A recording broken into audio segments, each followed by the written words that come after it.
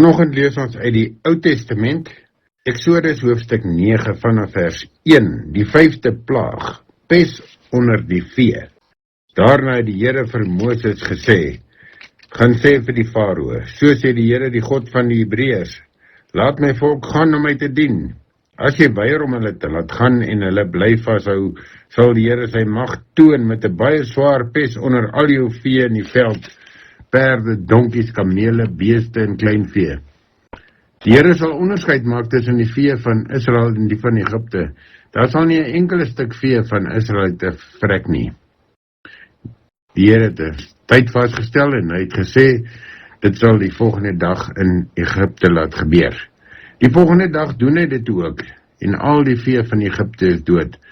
Maar van die vee van die Israeliete is daar nie een dood nie. Die Farao het navraag gedoen en jou werklik waar nie 'n enkele stuk van die Israeliete se vee is dood nie. Tog was die Farao steeds onversettelik. Hy het die volk nie laat gaan nie. Die 6de plaag, swere. Daarna het die Here vir Moses en Aaron gesê, skep hande vol roet uit die oond en laat Moses dit voor die Farao in die lug opgooi. Dit sal 'n fyn poeier word oor die hele Egipte en dit sal dwars oor Egipte op mens en dier swere veroorsaak wat aanhoudend etters. Hulle het toe roet uit die oond gevat en voor die Farao gaan staan. Toe Moses dit in die lug opgooi, kom daar op mens en dier swere wat aanhoudend etters. Die towenaars kon Moses dit nie eens probeer nadoen nie, want hulle was vol swere. Die swere het op al die Egiptenaars gekom, ook op die towenaars.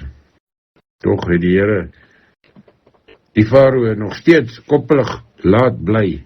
Hy het nie aan Moses en Aaron se versoek gehoor gegee nie, soos die Here vooraf van Moses gesê het. Hierdie gedeelte dan Eksodus hoofstuk 9 vanaf vers 1 tot vers 12 in die 83 vertaling, waar ons lees van die 5de en die 6de plaag wat oor Egipte kom. En die Farao wat sy wil gebruik en koppig bly en nie die Israeliete wil kans gee om die Here te gaan aanbid nie. Maar is ook 'n geleentheid wat die Here gesê het dat hy gaan gebruik om te wys dat hy God is. En dit sodat die Israeliete ook kan weet en sien dat hy almagtig is. Want hulle het eintlik 'n lang pad wat hulle nog saam met hom gaan loop deur die woestyn en na die beloofde land. Dis dan Eksodus 9, eerste 12 verse in die 83 vertaling.